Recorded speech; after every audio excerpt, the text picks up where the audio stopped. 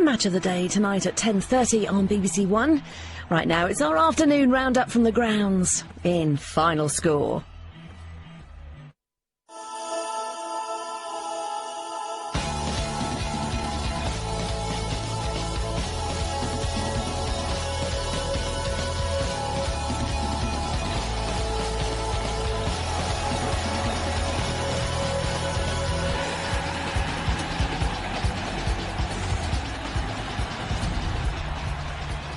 A very good afternoon to you. Welcome to Final Score. The international break well and truly over. They've packed up and gone home in Delhi. Football is the main event this Saturday afternoon, which is how we like it here. What an afternoon we've had. To savour it all with me, Garth, Crooks and Mark Bright. We've been absolutely loving it. There's about 30 minutes remaining. Let's check out the latest scores in the Premier League.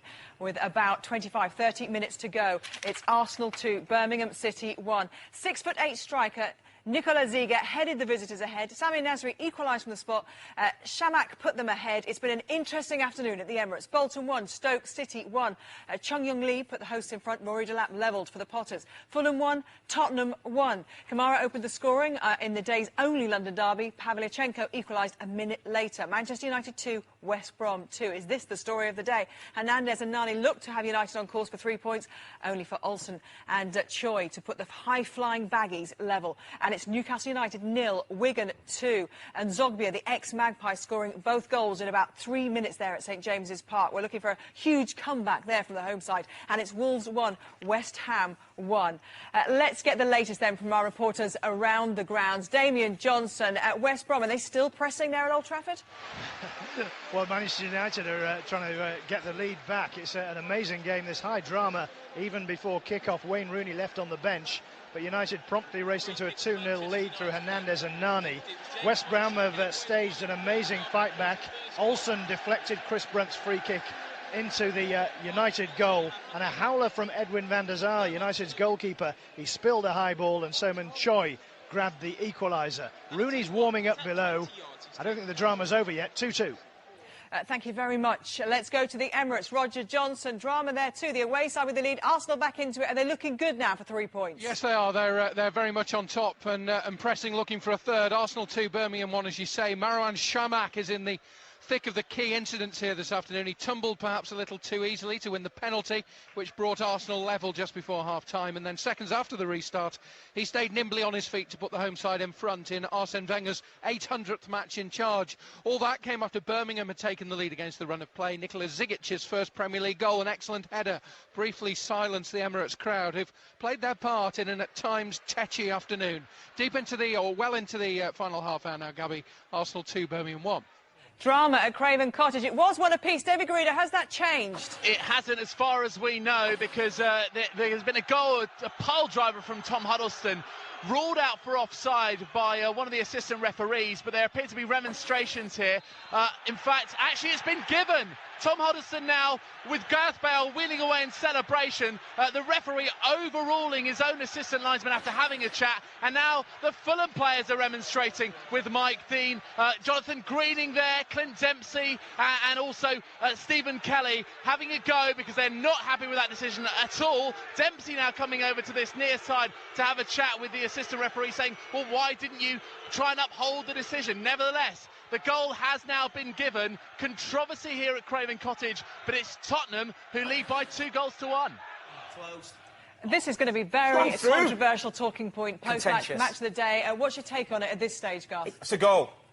It should be offside. The player's in an offside position, but under the new rules, he doesn't get a touch. He doesn't come into the phase of play. But he's clearly in that position. He's in the position, no doubt. But under the new rules, how can the referee not get... He has to give the play because he hasn't touched it. He doesn't come into the phase of play. Explain the new rule. Well, you've got the phases of play. In the first phase of play, if the player's offside, as I understand it, but doesn't come into the phase, then you're onside. But if the shot, Huddleston's shot, is touched by the second player, then he is in the phase of play, he is interfering with play, and you don't give it. But Mark, the conflab going on with the officials there, you know, do they understand it? How are they applying it? Why wasn't it given straight away? I can tell you now, it's Bassong who's in an offside position.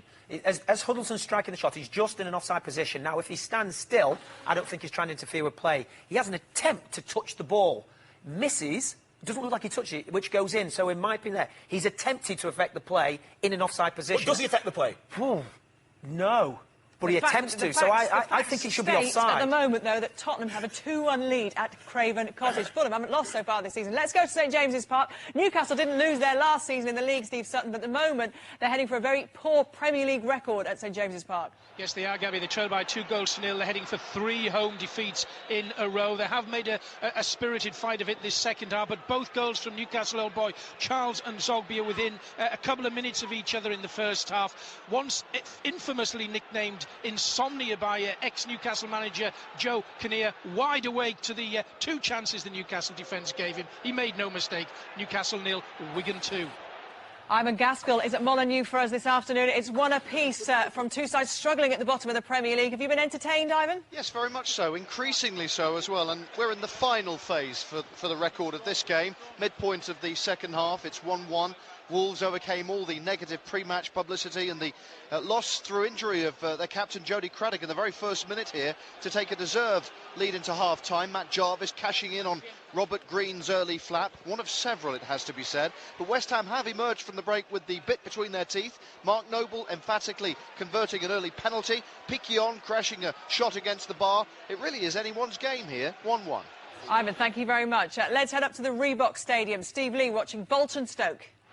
Yes, it's still Bolton 1, Stoke 1. It's really hard to know where to put your money on this one. It's been a really even contest. In the first half, Chong Yong Lee's first goal of the season, a right-footed curled past Sorensen, put Bolton ahead, but Stoke were never out of it. They hit the bar through Pennant and had what looked like a cast-iron penalty turned down when Zach Knight handled Tony Pulis, not amused. But in the second half, Stoke came out really fast out of the traps. Roy Delap following up from a corner after Huth headed on 1-1. Whitehead's gone close.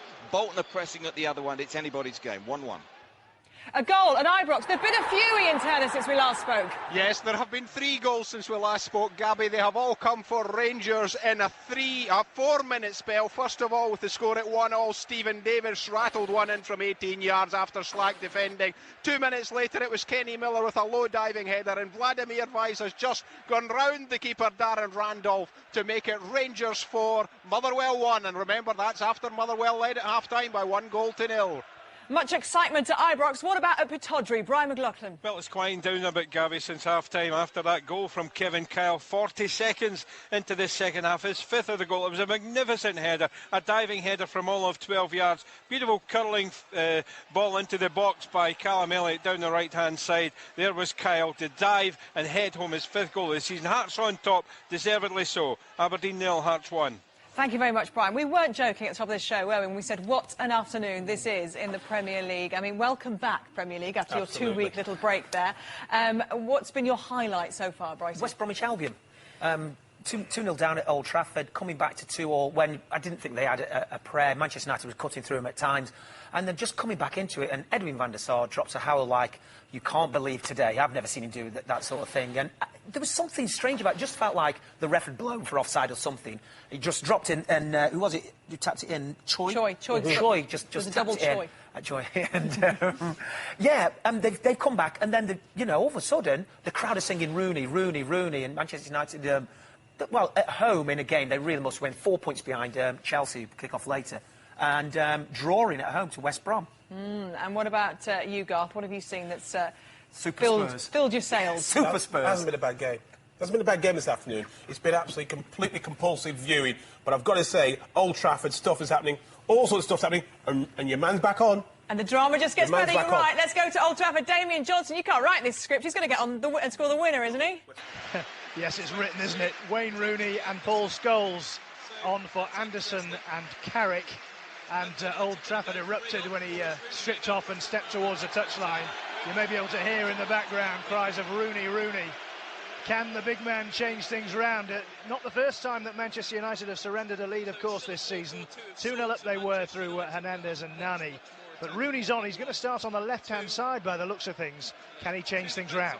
The difference is, though, they normally squander these 2-goal leads when they're away, don't they? To do it at Old Trafford... Well, I think that's very, very interesting that that Rooney is on the left-hand side. I mean, he's left him out, he's taken Hernandez, Berbatov. He's not going to disturb that. And it looks as though Rooney's going to have to get in line. Play his way back in. Get in line. You know, keep your mouth shut and just do as the manager tells you.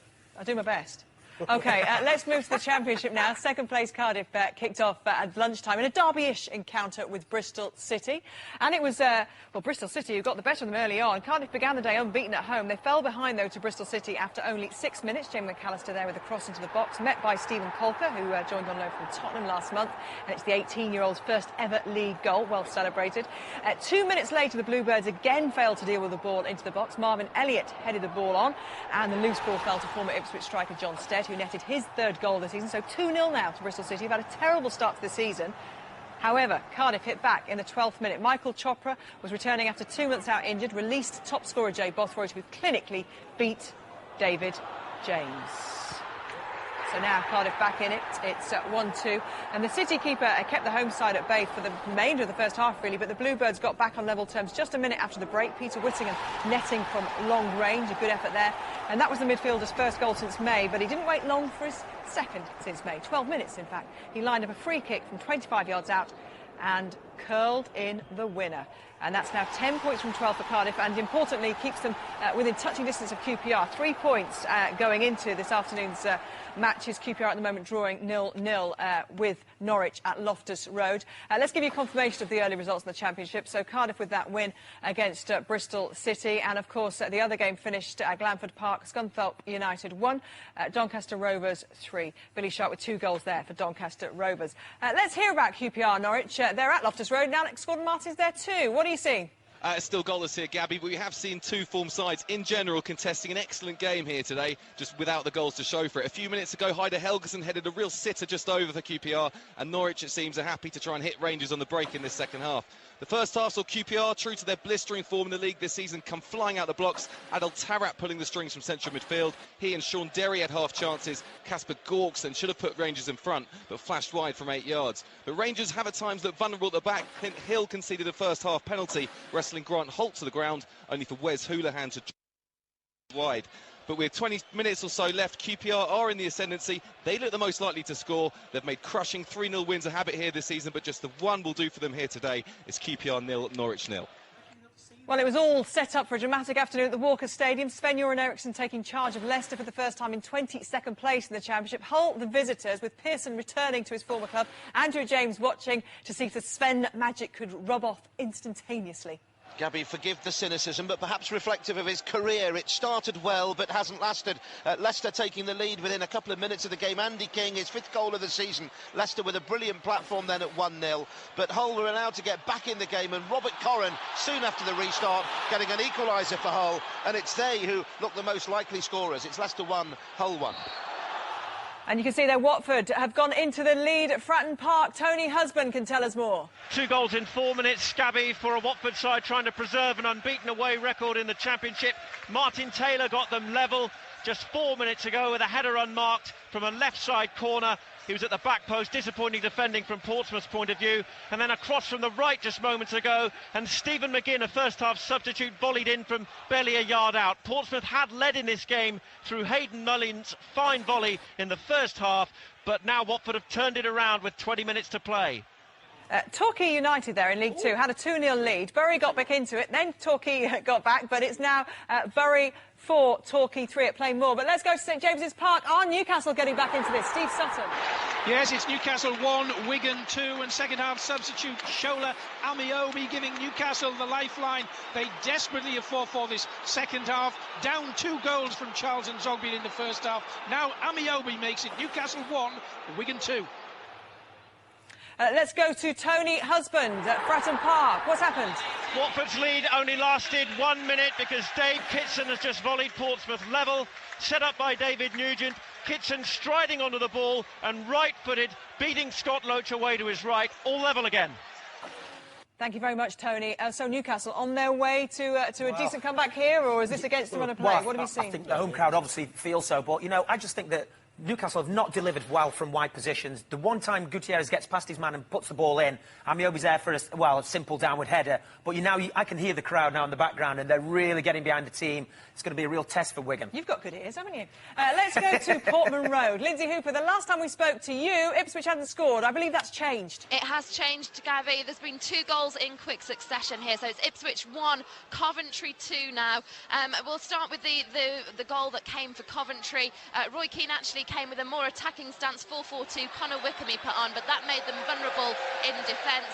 And Jukovic, who was the man that should have got a goal in the first half, it was disallowed. Look out for it on the Football League show tonight. He won a penalty, he slotted it home. A cool penalty it was. That put them 2-0 up. But Jamie Peters, great control, passed to Jason Scotland, and he's now made it Ipswich 1, Coventry 2, and Coventry hanging on to possibly their first win at Portman Road since April 1994.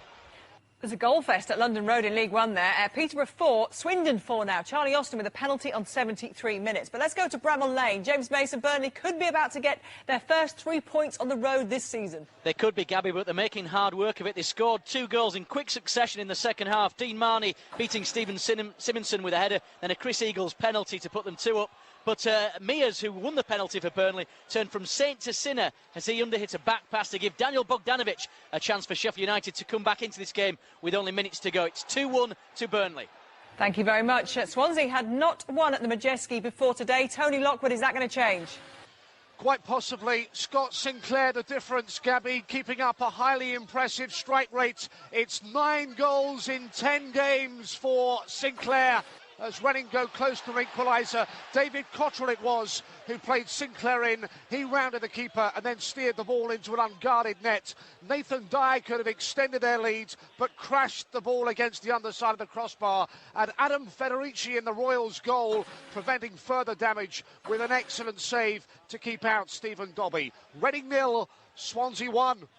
Swansea with only 1 win on the road before today so far this season. Millwall have the lead at Selhurst Park. Jackie Oatley, any signs of a Palace comeback?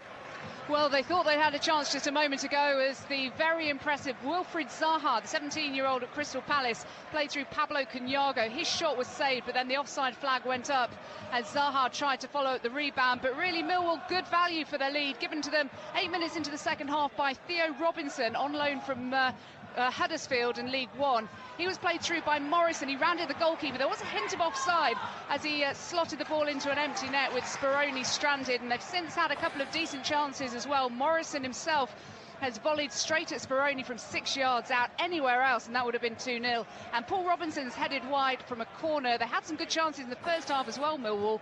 Carter, the best of them, but he fired straight at Speroni. But Zaha's been the best player. The trouble for Palace is they're just not creating enough. Palace 0, Millwall 1. Peter Taylor's Bradford were 1-0 down. They've come back 2-1 it is now at the Coral Window Stadium. Lee Hendry on 74 minutes. Let's go to Oakwell. Harry Gratian, Nottingham Forest before today, gone 9 matches unbeaten. That record could be about to go. Well, I think so, but Forest are back in this game, Gabby. A lovely strike from 20 yards by Lewis McGugan, made it 2-1. And then they've had 2 great chances. David McGoldrick, a volley on 74, was inches wide, but what a miss from Chris Cohen with a header. A great chance that. Forest trailing 2-1. Let's go to Pride Park. We build it as the battle of the Clough family and the Ferguson family. Mayor Banji, at the moment, the Clough's doing all right. Yeah, and they're doing fairly well, although they lead by 2-0. Preston have had a couple of chances in this second half to get back into it. Keith Tracy and Sean St Ledger having, well, very good efforts, saved by Frankie Fielding on his debut. Derby went ahead after 20 minutes. Dean Moxey's cross-come shot parried in only by Andy Lonergan, caught out at his near post. Alberto Bueno made it 2-0. With a fine header from 5 or so yards out, all going towards the Clough so far. It's Derby 2, Preston 0. It's 22nd against 24th in League One at Prenton Park, and it's the 24th place side, Brentford, who are 3-0 up there. Let's go to Old Trafford. Some contention, Damien Johnson, I'm hearing about. Yes, Manchester United won a free kick in the West Bromwich Albion area. It looked like a sort of a pretty innocuous, really, effort from Chana to clear the ball. He hooked the ball, and it landed in the arms of Carson. The referee ruled that it was a back pass, and he gave a free kick to United indirectly in the box. The ball inevitably ended up at the feet of Rooney. His shot was blocked, though. United are getting increasingly desperate, really, as they push men forward. But for the moment, West Brom hanging on 2-2. There's a very excited local radio commentator, I think, sat next to Damien. Can you hear his commentary just coming through? No. It may well be a Baggies supporting commentator. Have a listen out next time. Let's have a quick chat, actually, before we move on, just a little bit about that. Did you see that? It was awful. It was Gonzalo Jara. He's tried to hook the ball away. It's gone back to Carson. Carson's caught the ball. And the referee said it's a deliberate back pass. It was never a deliberate back pass. It's inside the area, just by the penalty spot. I think Gibson's going to strike it. They miss Gibson out, go to Rooney. He strikes it on target. Who was it? Tamas? Clears it off the line. And I thought it was justice as well, because West Brom deserve what they're getting at the moment, and they're still attacking Manchester United as well.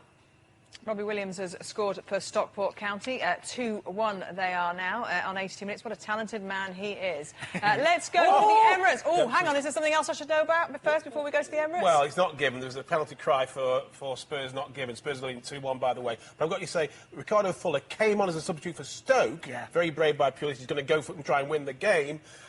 He dislocates his shoulder again. Interestingly enough, as he goes to the ambulance, it looks to me as though the ambulance door is locked and they can't find the key. So poor old Ricardo's waiting to get his shoulders seen, so he goes to the hospital, he can't get in the van. It's happened to all of us, hasn't it? You know, you lose your keys. Where are they? Down the back of the sofa. That's my recommendation for the ambulance driver. Let's go to the Emirates. Roger Johnson is there for us. Arsenal with the lead. Is it looking good for 3 points there for the home side? Well, Birmingham are pressing at the moment, Gabby, but yes, Arsenal still leading by 2-1, and the game's, to be honest, gone a little bit flat. In the past sort of 10-15 minutes or so. Arsenal doing most of the pressing, Birmingham on the back foot as Arsenal come forward again. Both sides have made 2 changes. Rosicky and Bentner on from the bench for Arsenal. David Murphy and Gary O'Connor have come into the fray for Birmingham City, but time is running out for them. We've got 8 minutes plus added time left. Arsenal leading by 2-1. Let's go to the Valley. It looks like Charlton are about to lose their unbeaten at-home record this season, Mark Bishop. It's going down the drain very quickly, Gabby. Charlton Athletic 0, Brighton and Hove Albion 3 now. Who's come off the bench? Yes, Kazenga, Luar, that informed striker. He's just hit a 25-yard free kick. 1 step forward and then absolutely belted it past Rob Elliott in front of 3,000 travelling supporters from Brighton, packed into the Jimmy Seed stand. It's been all Brighton. You can see why they're table toppers. They've really taken the game by the scruff of the neck after Inigo Calderon got that first goal in the first half. Doubled the lead through Glenn Murray, and now Brighton showboating, passing the ball around and looking every inch at top of the table side. Charlton 0, Brighton and Hove Albion 3. Sorry to Charlton fans there, just confusion about that scoreline. We think it's still 0-3, even though it says 1-2 there. Gus Poyet's side, though, looking very good. Yeah, I mean, he did well at the end of last season, added a few players to the start of this season, and I just thought they had a chance. But doesn't Gus Poyet's son play? I think he's an academy player at Charlton, and also I think Gus Poyet's son played for England's under sort of like 17, 18 or something last night. So interesting conversation in their household tonight.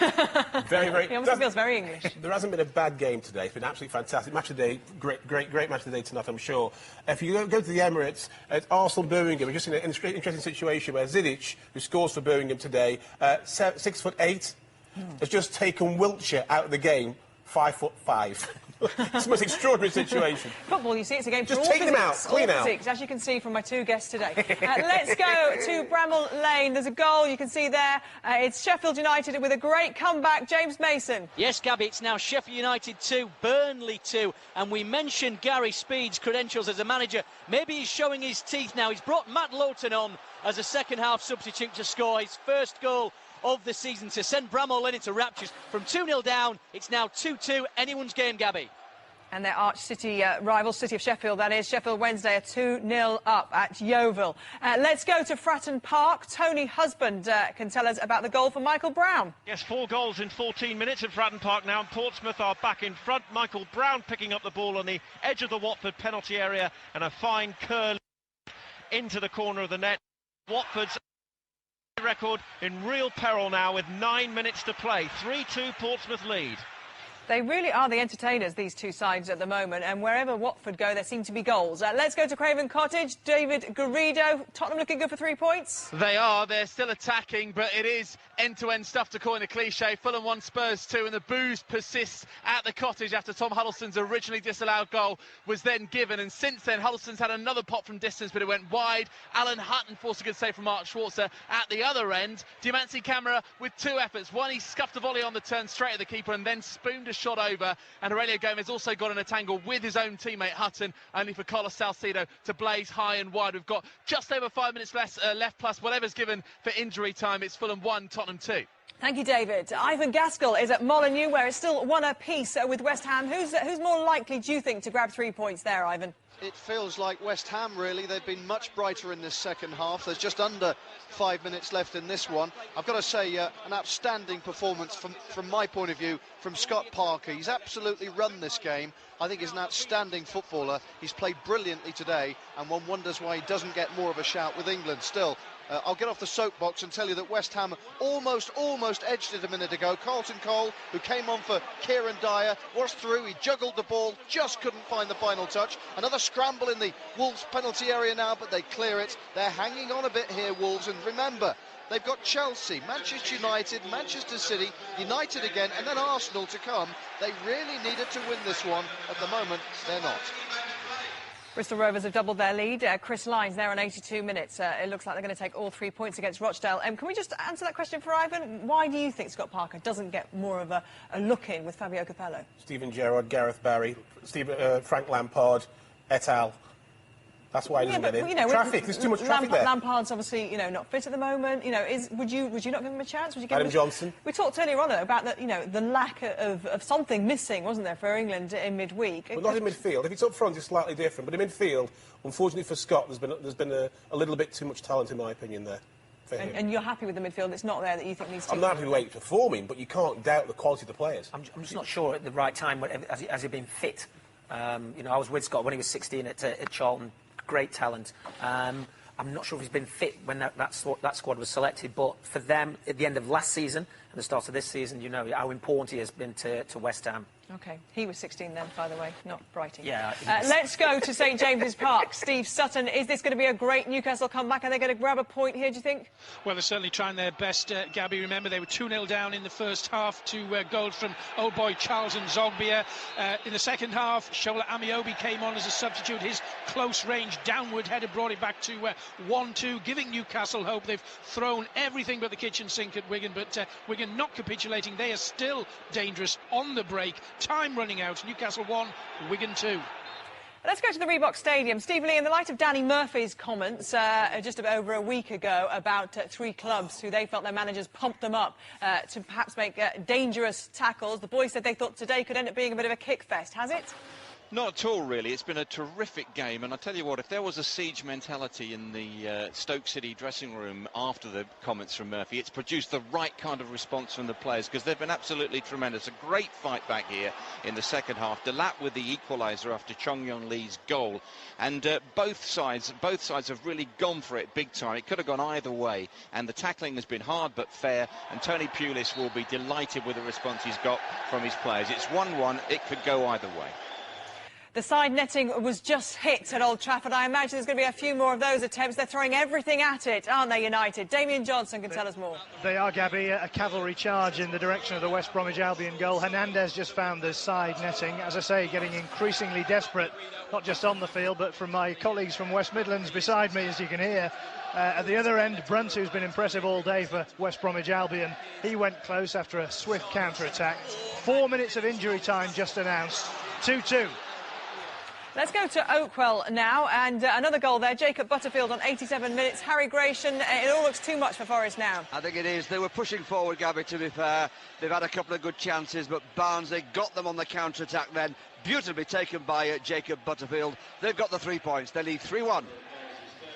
Let's go to the Emirates. Arsenal 2, Birmingham City 1. Roger Johnson, do the points look secure for Arsenal? Well, you wouldn't bet on it. We're into the final minute. Birmingham still trying, to their great credit. They've not tested Fabianski an enormous number of times with direct shots on target this afternoon, but they're still giving Arsenal plenty to think about. Whilst at the other end, a fine flying save from Ben Foster as Rosicki tried to make the points secure. It was he kept out a really thunderous volley with an excellent block. We're into the final minute, Gabby. Arsenal still leading Birmingham by 2-1.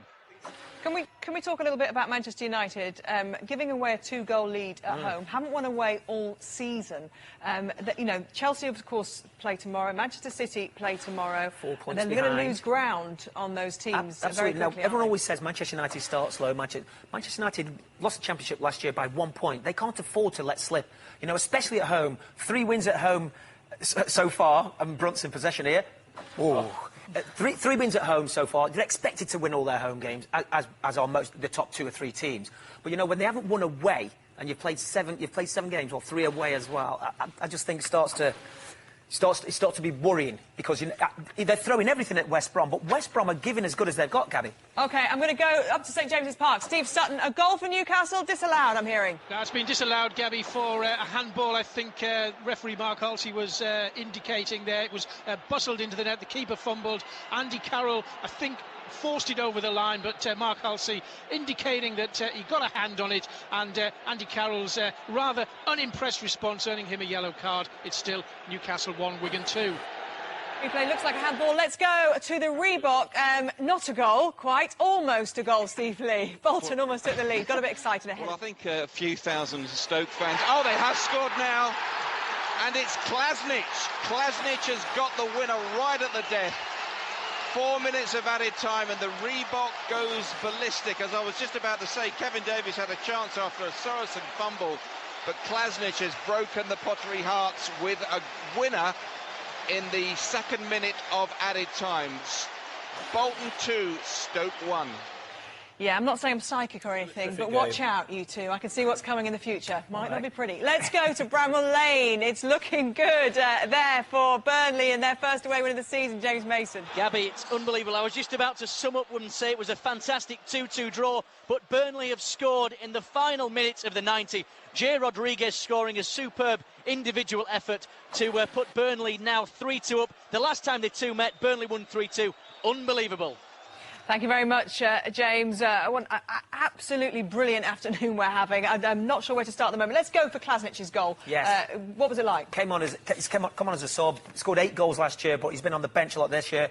Bought a lot. Oh, it's kicking off there at Bolton.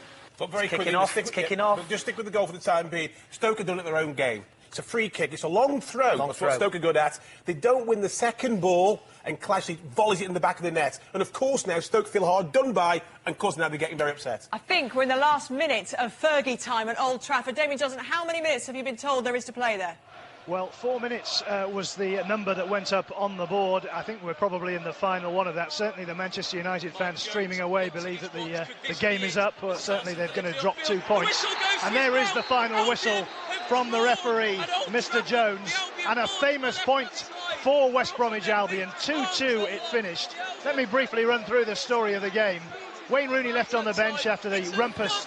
Kicking off everywhere at the moment, but let's go to the Emirates, where Jack Wilshere has been sent off. Roger Johnson. He got a straight red card, Gabby. We're deep into added time now, but a straight red for a foul on Nicolas Zigic. He went in over the top of the ball, didn't get the ball, into the ankle of the big Serb striker, who's now back on his feet. Martin Atkinson, pretty well placed, I think, and just immediately showed a red card to Wilshere. Not a dirty player, but certainly it was a potentially very dangerous tackle. He's been sent off. We're deep in added time. There's a free kick now which has been pumped into the Arsenal penalty area. Fabianski gets a fist to it. Arsenal should clear. They still lead 2-1. Some unsavoury scenes in the stand at the Reebok Stadium, Steve Lee. It looked like there was some kind of fighting between the fans there.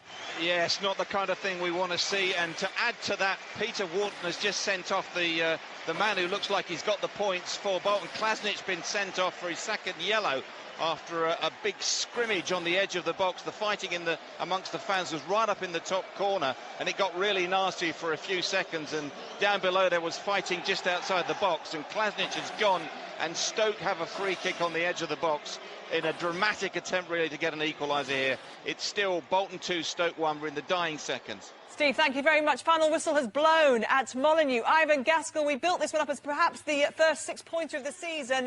That result doesn't do much, does it, for either of them in the table? Well, no, for a kick-off, it only gives them 1 point each. But with some truly challenging games, with the big guns coming thick and fast ahead, Wolves really needed to win this one, I think, and though they deserved the first half lead that came via Robert Green's failed punch and Matt Jarvis's volley, West Ham were much better after the break when Obinna was fouled by Foley. The impressive Mark Noble thundered at the penalty. Then Piquion thundered against the bar. The excellent Scott Parker ran himself to a standstill, but West Ham couldn't quite finish it off. They even saw Piquion's goal ruled out for handball with the game's very final kick. Neither side, as you say, will be entirely satisfied.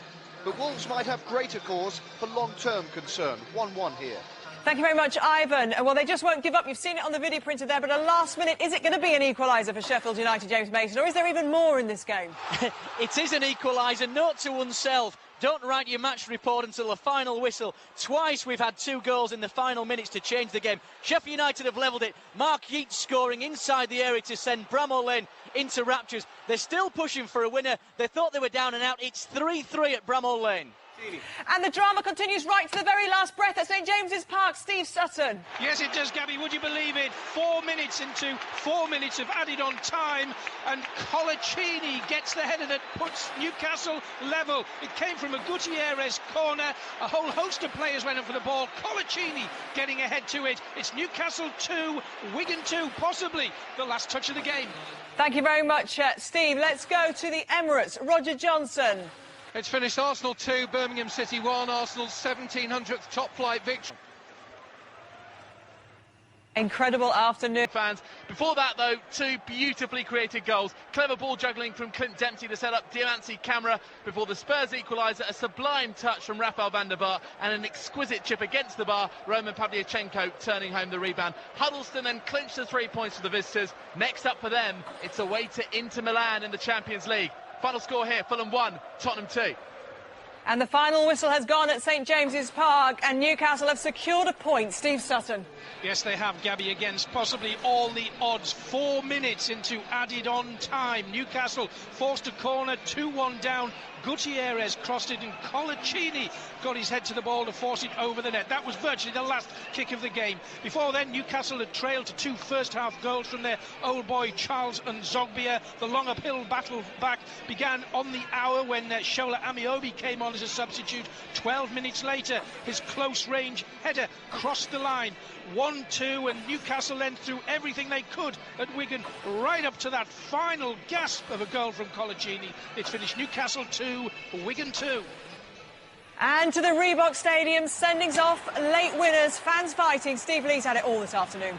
Yeah, it's an amazing game here. Bolton 2, Stoke 1. Bolton's first home win of the season, only their second win of the Premier League this season, and dramatic circumstances too. Sub Ivan Klasnic volleyed the win in added time just after Kevin Davis had missed a sitter, and then was sent off Klasnic minutes later as the match got really ugly. Klasnic got his second yellow and was dispatched by referee Peter Walton. There were also ugly scenes in the corner as police and stewards tried to break up fighting between rival fans. We don't want to see that.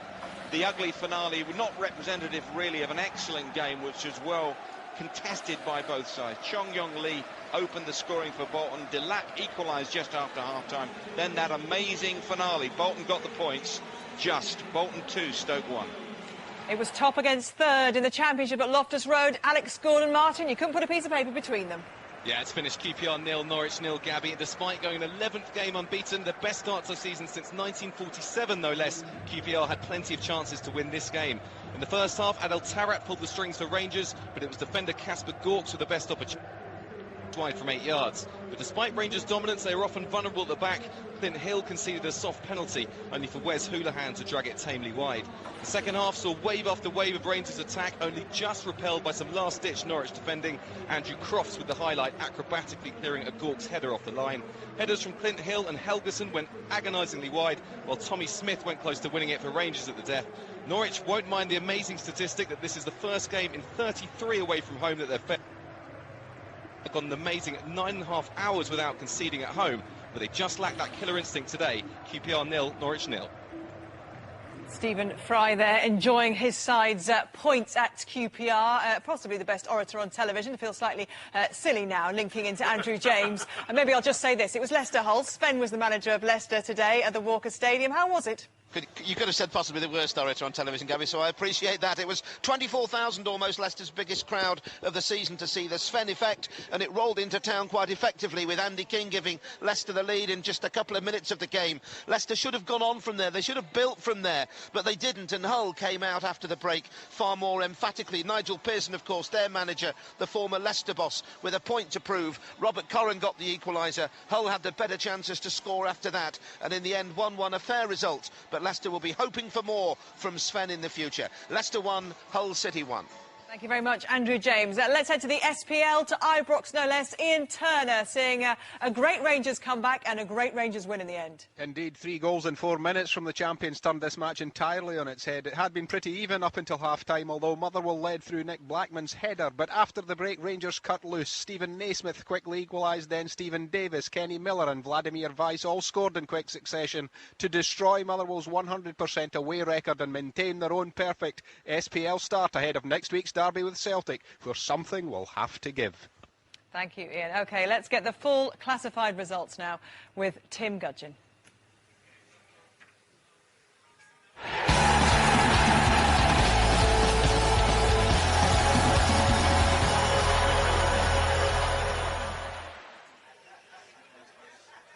And opening with the Barclays Premier League, Arsenal 2, Birmingham City 1. Aston Villa and Chelsea kick off shortly. Bolton Wanderers 2, Stoke City 1. Fulham 1, Tottenham Hotspur 2. Manchester United 2, West Bromwich Albion 2. Newcastle United 2, Wigan Athletic 2. Wolverhampton Wanderers 1, West Ham United 1. The N-Power Championship, Barnsley 3, Nottingham Forest 1. Cardiff City 3, Bristol City 2. Crystal Palace 0, Millwall 1. Derby County 3, Preston North End 0. Ipswich Town 1, Coventry City 2. Leicester City 1, Hull City 1. Middlesbrough and Leeds United have an evening kick-off shortly. Portsmouth 3, Watford 2. Queen's Park Rangers 0, Norwich City 0. Reading 0, Swansea City 1. Scunthorpe United 1, Doncaster Rovers 3. Sheffield United 3, Burnley 3. N-Power League 1, AFC Bournemouth 3, MK Dons 2. Bristol Rovers 2, Rochdale 1. Charlton Athletic 0, Brighton and Hove Albion 4. Dagenham and Redbridge 1, Walsall 1. Exeter City 2, Carlisle United 1. Latest score, Huddersfield Town and Southampton. Huddersfield Town 2, Southampton 0. Leyton Orient 1, Hartlepool United 0. Notts County 2, Plymouth Argyle 0. Oldham Athletic 0, Colchester United 0. Peterborough United 5, Swindon Town 4. Tranmere Rovers 0, Brentford 3. Yeovil Town 0, Sheffield Wednesday 2. League 2, Accrington Stanley 2, Rotherham United 3. Aldershot Town 2, Morecambe 1. Bradford City 3, Cheltenham Town 1. Macclesfield Town 3, Oxford United 2. Northampton Town 3, Hereford United 4. Port Vale 0, Gillingham 0. Shrewsbury Town 2, Lincoln City 0. Southend United 0, Crewe Alexandra 2. Stevenage 2, Burton Albion 1. Stockport County 2, Barnet 1. Torquay United 3, Bury 4. Wycombe Wanderers 1, Chesterfield 2. The Blue Square Bet Premier, AFC Wimbledon 1, Gateshead 0. Altrincham 1, Fleetwood Town 0. Cambridge United 3, Barrow 1. Crawley Town 2, Newport County 3. Eastbourne Borough 2, Luton Town 4. Forest Green Rovers 0, Histon 1. Grimsby Town 1, Southport 1. Hayes and Yeading United 0, Wrexham 3. Kettering Town 1, Kidderminster 1. Mansfield Town 1, Darlington 1. Tamworth 1, Rushden and Diamonds 2. And York City 1, Bath 1. In the Clydesdale Bank Scottish Premier League, Aberdeen 0, Hearts 1. Hibernian 2, Kilmarnock 1. Inverness Caledonian Thistle 1, St Johnstone 1. Rangers 4, Motherwell 1. St Mirren 2, Hamilton Academical 2. The Iron Brew Scottish Division 1, Cowdenbeath 1, Wraith Rovers 2. Dunfermline Athletic 3, Ross County 2. Greenock Morton 2, Queen of the South 0. Partick Thistle 1, Falkirk 0. Stirling Albion 1, Dundee 1. Scottish Div 2, Airdrie United 0, Alloa Athletic 1. East Fife 1, Brechin City 3. Forfar Athletic 4, Ayr United 1. Livingston 4, Stenhousemuir 1. Peterhead 1, Dumbarton 0. And Scottish Div 3, Annan Athletic 4, Albion Rovers 1. Arbroath 3, Clyde 2, latest score. East Stirlingshire 0, Stranraer 1. Elgin City 4, Queen's Park 2. Montrose 1, Berwick Rangers 1. OK, let's go to Old Trafford now. Manchester United 2-0 up, but 2-2 the final score against West Brom. Roberto Di Matteo, the Baggies manager, talking to Guy Mowbray. Thanks, Gabby. Yes, I've been joined by the West Bromwich Albion manager. Roberto, your fans are still here singing. They don't want to go home tonight. Yeah, right. So, I mean, you know, we got a point at Old Trafford, and I think the performance was very good as well. So they have every right to celebrate. What was your message at half-time? 2-0 down. United looked like they were cruising. Where did that come from? Well, to be quite honest, we gave them 2 goals. I mean, they had some more chances in the first half, but... you know, we gave them kind of 2 gifts, and we weren't that unhappy with the first half, because, you know, you play against Man United, Old Trafford, you expect them to be a bit, or to put you under pressure and create some chances, but we just said, look, guys, you know, if we get one back, who knows what's going to happen. There's a real sense of confidence about your team. You can tell that, winning at Arsenal, drawing here, 4 points from those 4 away games to start with in the Premier League that looked really, really difficult. It is difficult. No, it looked difficult. It is difficult. It's very hard. But I think we're pleased with the way we've played so far, and that's the most important aspect of it. And what about your record at Old Trafford? You're the lucky charm for every club that comes here, it seems. Yeah, well, it's not about me. It's about West Bromwich Albion. About you know, the players. They did tremendously well today. It was difficult. You're 2-0 down at half-time. You know, it's tough, and they responded really, really well. And it's not the first time. We know who scored your second goal, So-min Choi. Did he get the first as well, or was it an own goal? I don't know, to be honest. I haven't quite seen who scored the first one, because there were quite a few players in the box, and I'm not sure who scored, or whether it was an own goal or not. You've got those away games out of the way, Liverpool, Chelsea, Manchester United, Arsenal. You could go anywhere now, surely. Well, to be honest, I don't think it's going to get easy, you know, when you have to go away from home. But we're pleased that we're picking up points, not just at home, but on our trips as well. Roberto, thank you very much. Thank you very much, Guy. Just a couple of late kickoffs to tell you about. The results have come in from Huddersfield Town. At the Gal Farm, they won 2-0 against Southampton in League 1. And in the Iron Brew Scottish Division 3, it finished Arbroath 3, Clyde 2. Let's have a little look then at the table, starting with the Premier League. Chelsea yet to play, of course, this weekend, but will kick off against Villa, 4 points clear. Arsenal moved to second after they secured a comeback win at home to Birmingham City. Manchester United slipped to third after they were held at home. Tottenham rise to fifth, level on points with Manchester City. At the bottom, West Ham and Wolves shared the points at Molineux. As a result, the 2 strugglers continue to occupy the bottom 2 positions. Liverpool remain in the bottom 3 ahead of their highly anticipated Merseyside derby at Everton tomorrow. Birmingham stays 16th following defeat at the Emirates. And to the Championship, QPR's goalless draw with third-place Norwich means their lead at the top is now 4 points. Cardiff strengthened their grip on second automatic promotion spot with victory against Bristol City. Swansea are up to 4th after they beat Reading. At the bottom, defeat to the Bluebirds means that Bristol City remain at the foot of the table. Crystal Palace stay second from bottom after losing to Millwall. Sven-Göran Eriksson's Leicester missed the chance to climb out of the relegation zone. They drew. And to League One, table-topping Brighton won 4-0 at Charlton, maintaining their 3-point lead. Peterborough are up to second after a remarkable 5-4 win against Swindon. Bournemouth and Sheffield Wednesday also collected maximum points. Tranmere at the bottom replaced Brentford after losing 3-0 to the Bees, who climb out of the relegation zone. Dagenham drop into the bottom 2 after drawing with Walsall. Leyton Orient picked up a vital win against Hartlepool.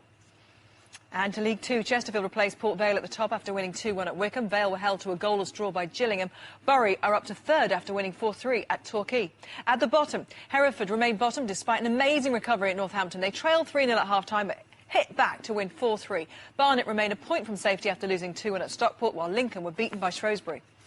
And to the Blue Square Premier, AFC Wimbledon, the new leaders, they beat Gateshead. Previous leaders Crawley lost at home to Newport County, their third, and 5 points separate the top three. At the bottom, Altrincham won for only the second time this season, but still remains stuck to the foot of the table. Forest Green and Barrow both lost, and Bath City complete the relegation zone. And at the SPL, top of the SPL, Rangers replaced Celtic after coming from behind to beat Motherwell 4-1. Neil Lennon's side will have to beat Dundee United by a 3-goal margin if they're to reclaim top spot tomorrow. And Inverness up to 4th after their draw with St Johnstone. St Mirren stay bottom after being held by Hamilton. Let's get a look then at the headlines from today's matches. Tottenham, they got the win, of course, but Newcastle United 2, Wigan 2. Ex-Magpie Charles Nzogbia looks set to break the hearts of his former employees with 2 first-half goals, only for Shola Amiobi and a late Colaccini goal to rescue a point for Chris Hughton's men. Wolves 1, West Ham 1. Mick McCarthy's men stopped the rot after 4 straight league defeats. Matt Jarvis gave the host the lead, but West Ham levelled from Mark Noble's spot kick. And it was Bolton 2, Stoke City 1. The Trotters outfoxed the Potters at the Reebok. Ivan Klazic clinched all 3 points in stoppage time before being sent off in a feisty conclusion. And to be quite honest with you, there isn't a match you won't enjoy out of that lot on Match of the Day. And you can see that tonight, Gary and the Allens, 10:30 with all the goals and all the incidents. I said it before, I don't know how they're going to squeeze that all into one programme. It's going to be a great watch.